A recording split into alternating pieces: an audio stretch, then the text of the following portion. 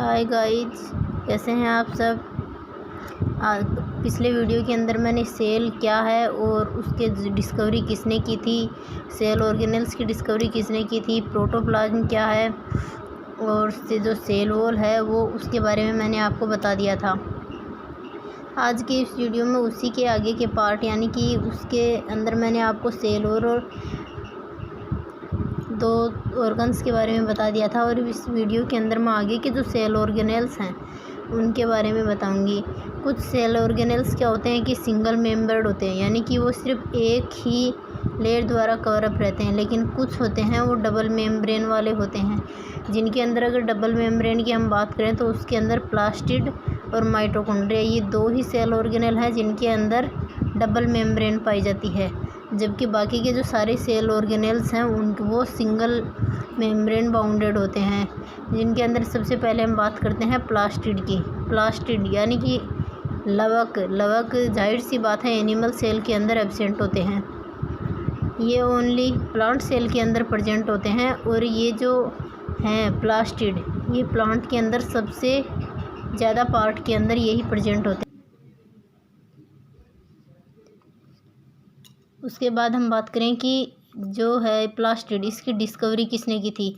Plastid की discovery हैकल ने की थी और इन्होंने बताया कि जो प्लांट सेल है उसका मोस्टली जो पार्ट है वो प्लास्टिड के द्वारा ही कवर्ड रहता है। उसके अंदर बाकी के सेल ऑर्गेनेल्स तो होते हैं, लेकिन सबसे ज़्यादा पार्ट अगर किसी का है तो वो है प्लास्टिड का। उसके बाद हम बात करें कि जो एक प्लास्टिड है उसके अंदर क्रोमेटोफोर प्रेजेंट होते हैं। जो क्रोमेटोफोर्स हैं वो सबसे ज़्यादा ब्लू ग्रीन एल्गी के अंदर पाए जाते हैं। फिर ये जो क्रोमेटोफोर हैं वो 3 टाइप के होते हैं, क्लोरोप्लास्ट, ल्यूकोप्लास्ट और क्रोमोप्लास्ट।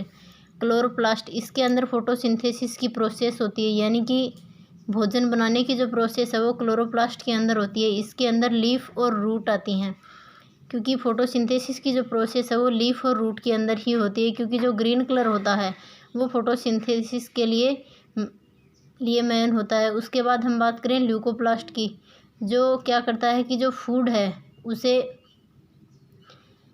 संचित यानी कि स्टोर करने का फंक्शन करता है। क्लोरोप्लास्ट उसे बनाता है, फिर ल्यूकोप्लास्ट उसे स्टोर करता है, क्रोमोप्लास्ट जो है वो कलर प्रोवाइड करवाता है। यानी कि जो ये क्रोमेटोफोर्स के टाइप हैं इनके अंदर क्लोरोप्लास्ट फोटोसिंथेसिस के दौरान फूड का फॉर्मेशन कर लेगा और जो ल्यूकोप्लास्ट है वो उसे स्टोर कर लेगा।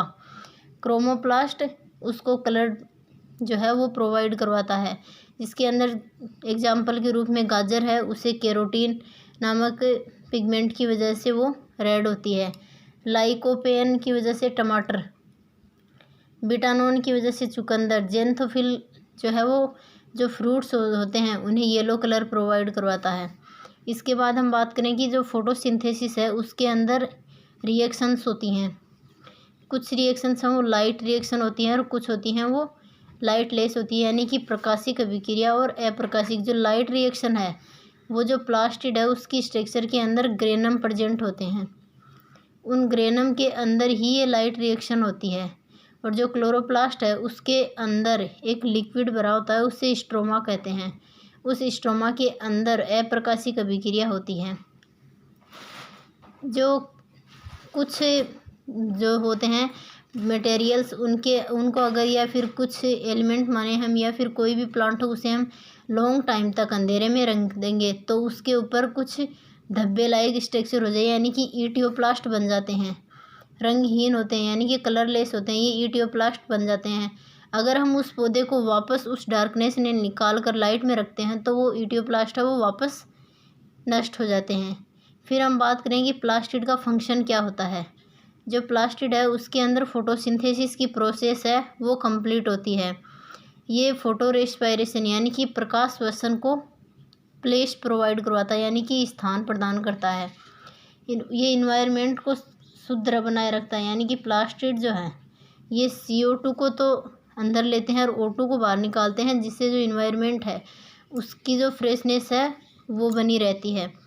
उसके बाद हम बात करें कि जो माइटोकॉन्ड्रिया है, ये भी डबल मेम्ब्रेन वाला होता है। मैंने पिछले पार्ट में बताया था कि जो सेल ऑर्गेनेल्स हैं उनके डिस्कवरियर के नाम बताए थे। माइटोकॉन्ड्रिया की खोज फ्लेमिंग और अल्टमान ने की थी। माइटोकॉन्ड्रिया को पावर हाउस ऑफ एनर्जी यानी कि ऊर्जा का शक्तिगृह कहा जाता है, क्योंकि इसके अंदर जो है वो एटीपी का फॉर्मेशन होता है। मैंने रेस्पिरेशन वाले टॉपिक में बताया था कि रेस्पिरेशन के अंदर माइटोकॉन्ड्रिया है वो हेल्प करता है। माइटोकॉन्ड्रिया सेल के अंदर जाकर वहाँ से एटीपी का फॉर्मेशन करता है, जहाँ से माइटोकॉन्ड्रिया के जो बाहर सेल है उसके बाहर से ऊर्जा जो O2 है, या फिर हम बात करें कि जो रेस्पिरेशन की प्रोसेस होती है उसके अंदर माइटोकॉन्ड्रिया जो है वो हेल्प करता है। और ये माइटोकॉन्ड्रिया जो है क्रेब्स साइकिल के अंदर एटीपी का फॉर्मेशन करता है, और ये एटीपी जो है वो 38 एटीपी बनते हैं रेस्पिरेशन की प्रोसेस के दौरान। जो ये 38 एटीपी हैं वो आगे चलकर ग्लूकोज में कन्वर्ट हो जाते हैं, जिससे हमें एनर्जी प्रोवाइड होती है। माइटोकॉन्ड्रिया की डिस्कवरी फ्लेमिंग और अल्टमान ने की थी, लेकिन ये माइटोकॉन्ड्रिया जो वर्ड है ये सबसे पहले सी बेंडा ने दिया था, और प्लांट सेल के अंदर इसको सबसे पहले देखा था एफ मीविस ने। इसके अंदर इसकी जो स्ट्रक्चर होती है माइटोकॉन्ड्रिया की, ऐसे कुछ स्ट्रक्चर होती है इसकी। इसके अंदर फिंगर लाइक स्ट्रक्चर पाई जाती है, जिसे क्रिस्टी कहते हैं। ये जो है वो रेस्पिरेटरी एंजाइम है, वो इसी क्रिस्टी के अंदर प्रेजेंट होते हैं। फिर हम बात करें कि ऑक्सीसोम यानी कि माइटोकॉन्ड्रिया के अंदर F1 पार्टिकल प्रेजेंट होते हैं, उन्हीं को ऑक्सीसोम कहते हैं। और ये जो ऑक्सीसोम है वो फॉस्फोलिपिड और प्रोटीन के बने होते हैं। माइटोकॉन्ड्रिया के अंदर सेल्फ रिप्रोडक्शन की प्रोसेस होती है। इसका मतलब ये है कि इसके अंदर अगर एक माइटोकॉन्ड्रिया जो है वो खुद की ही सेम फॉर्म बनाने की कैपेसिटी रखता हो तो उसे सेल्फ रिप्रोडक्शन कहते हैं, यानी कि माइटोकॉन्ड्रिया अपनी कॉपी खुद बना सकता है।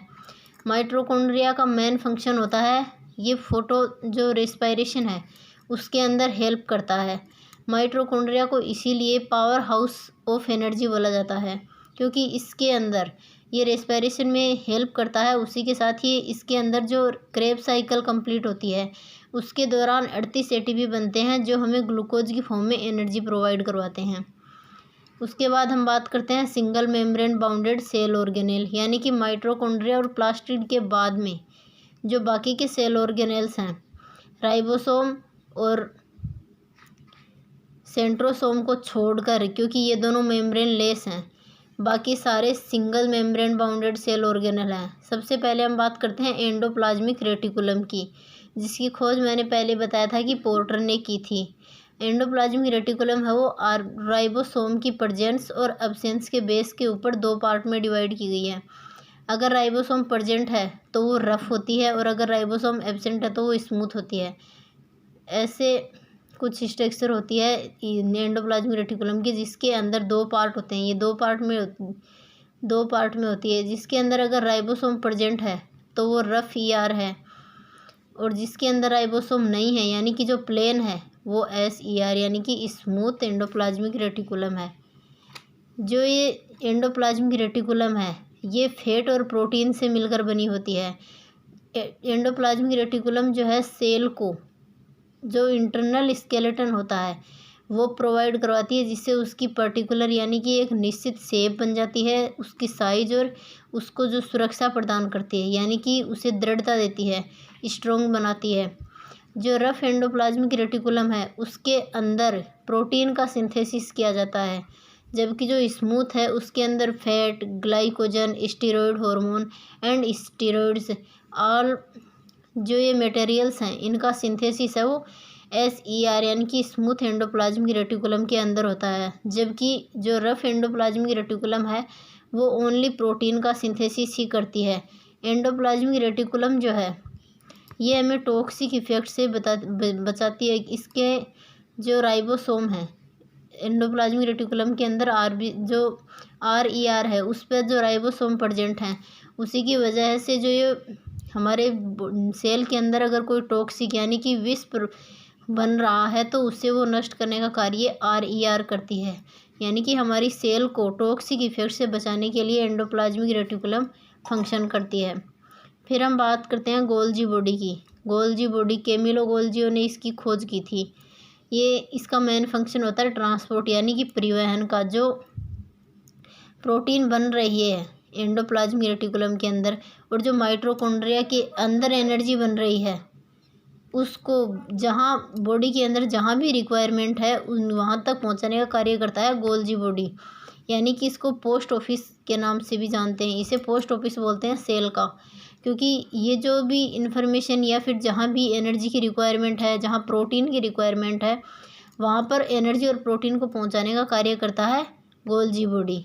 उसके बाद हम बात करें इसकी स्ट्रक्चर की, तो गोल्जी बॉडी की स्ट्रक्चर है जो ऐसे कुछ होती है। इसके अंदर भी सिस्टर्नी प्रेजेंट होते हैं। उसकी जो आंतरिक जो प्लेस होता है यानी कि जो इंटरनल सरफेस है, जो अंदर की जगह होती है, उसमें सिस्टर्नी प्रेजेंट होती हैं। इसका मेन फंक्शन होता है सीक्रेशन का, यानी कि ये जो है पेनक्रिएटिक सेल्स हैं उनके अंदर सीक्रेशन की प्रोसेस करती है। मेन तौर पर करें तो हम गोल्जी बॉडी को प्रोटीन के सीक्रेशन के लिए भी फंक्शनेबल मानते हैं। गोल्जी बॉडी ही लाइसोसोम का फॉर्मेशन करती है और जो स्पर्म है हमारी ह्यूमन बॉडी के अंदर, मेल के अंदर जो स्पर्म बन रहे हैं उन पर एक्रोसोम का फॉर्मेशन होता है, वो भी गोल्जी बॉडी के द्वारा ही होता है। इसलिए mitochondria power house, Golgi body को पोस्ट ऑफिस, जो एंडोप्लाज्मिक रेटिकुलम है इसको हम मतलब ऐसे याद रख सकते हैं कि टॉक्सिक इफेक्ट से बचाने वाली। उसके बाद आता है लाइसोसोम, जिसकी खोज डी डवे ने की थी। लीवर के अंदर सबसे पहले लाइसोसोम को देखा था लीवर के अंदर, यानी कि जो हमारी बॉडी के अंदर लीवर प्रेजेंट है उसके अंदर लाइसोसोम को देखने का कार्य सबसे पहले किया था डी डवे ने। उन्होंने बताया कि हमारी जो बॉडी है उसके अंदर एक ऐसी स्ट्रक्चर प्रेजेंट है जो और बाकी के जो सारे सेल ऑर्गेनेल्स हैं उनसे फंक्शन करवाने की कैपेसिटी रखती है, क्योंकि इसके अंदर जो है वो हाइड्रोलाइटिक एंजाइम प्रेजेंट होते हैं। जो इसी के लाइसोसोम है, इसी के अंदर जो सेल का है सेलुलर डाइजेशन वो भी होता है। इसी को लाइसोसोम को सुसाइडल बैग भी बोला जाता है, क्योंकि ये एक ऐसा सेल ऑर्गन है जो बाकी इसके अंदर टॉक्सिक मतलब कि ये एक जो सारे सेल ऑर्गन्स हैं उनको फंक्शन करवाने के लिए बोल सकता है, क्योंकि अगर कोई सेल ऑर्गेनल फंक्शन नहीं करेगा तो उसे लाइसोसोम जो है वो फट जाता है और उस सेल ऑर्गेनल को नष्ट कर देता है। इसीलिए इसको एटम बम ऑफ सेल भी बोला जाता है। लाइसोसोम जो है वो आरबीसी के अंदर एब्सेंट होता है, इसीलिए जो आरबीसी की डेड सेल्स हैं, जो आरबीसी का कब्रिस्तान बोलते हैं, वो हम स्प्लेन को बोलते हैं। और जो सेल का बोले हम यानी कि जो सुसाइड बैग है उसको लाइसोसोम को बोलते हैं, क्योंकि ये जो लाइसोसोम है अगर ये फट जाता है तो उस जगह के सारे सेल ऑर्गेनेल्स हैं, यानी उस सेल के अंदर के जो एक सेल है उसके अंदर जो जितने भी सेल ऑर्गेनेल हैं लाइसोसोम फटने के बाद वो भी सारे मर जाते हैं, इसीलिए इसको सुसाइड बैग बोला जाता है। फिर हम बात करें वैक्यूल्स की। हमारी जो बॉडी है उसके अंदर 65% वाटर होता है। ये जो है मतलब वाटर को स्टोरेज रखने का कार्य करती है। प्लांट के अंदर ये बड़ी होती है, एनिमल सेल के अंदर ये छोटी होती है, क्योंकि एनिमल सेल के अंदर फूड वाटर स्टोरेज है वो कम हो सकता है, प्लांट्स के अंदर हाईली होता है। फिर हम बात करें सेंट्रोसोम की, जिसकी डिस्कवरी बोवेरी ने की थी। सेंट्रोसोम का फंक्शन होता है सेल डिवीज़न, यानी कि किसी भी सेल का दोबारा बनाया यानी कि रिफॉर्मेशन। लीवर के अंदर ये सबसे ज़्यादा होता है सेल डिवीज़न। सेंट्रोसोम की संख्या भी लीवर के अंदर ही सबसे ज़्यादा होती है, क्योंकि अगर सेल डिवीज़न हो रहा तो वो सेंट्रोसोम के अंदर हो रहा है और उसी के द्वारा हो रहा है। और सेंट्रोसोम अगर सबसे ज़्यादा लीवर के अंदर है तो लीवर के अंदर ही सबसे ज़्यादा सेल डिवीज़न होगा। ब्रेन के अंदर सेंट्रोसोम एब्सेंट होते हैं, इसीलिए ब्रेन के अंदर सेल डिवीज़न नहीं होता। लेकिन फिर भी कई बार क्या होता है कि ब्रेन के अंदर ब्रेन ट्यूमर बन जाते हैं। वो किस वजह से बनते हैं? क्योंकि ब्रेन है उसके अंदर 90% न्यूरॉन सेल प्रेजेंट होती हैं, जबकि 10% है वो गीलियल सेल प्रेजेंट होती हैं। ये गीलियल सेल जो है वो सेल डिवीज़न कर लेती हैं और एक ट्यूमर का फॉर्मेशन कर लेती हैं। जिससे ये अगर सेल डिवाइड हो रही हैं तो उसे ट्यूमर बनकर ब्रेन के अंदर ब्रेन ट्यूमर बना देती हैं।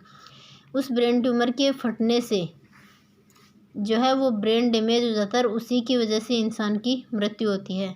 फिर हम बात करें राइबोसोम की, जिसको प्रोटीन फैक्ट्री के नाम से भी जाना जाता है, क्योंकि जो राइबोसोम है वो प्रोटीन का फॉर्मेशन करता है। राइबोसोम की खोज पैलेडे ने की थी। फिर हम बात करें कि राइबोसोम दो प्रकार से डिवाइड होते हैं, एक तो बड़े होते हैं और एक टाइप से छोटे होते हैं। इसको सेडिमेंटेशन कोफिशिएंट, यानी कि अगर कोई लिक्विड है उसके अंदर हमने दो मटेरियल है उनको डाला, एक तो जल्दी चला जाता है नीचे और एक धीरे जाता है। तो जो जल्दी जाता है वो तो होता है स्मॉल में, और जो लास्ट में जाता है वो होता है बड़ा। इसी के बेस के ऊपर इनको 70S और 80S में डिवाइड किया गया है। 70S छोटे होते हैं जो प्रोकैरियोटिक सेल के अंदर ही प्रेजेंट होते हैं। 80S हैं वो बड़े होते हैं, ये यूकैरियोट सेल के अंदर प्रेजेंट होते हैं, यानी कि प्लांट और एनिमल सेल।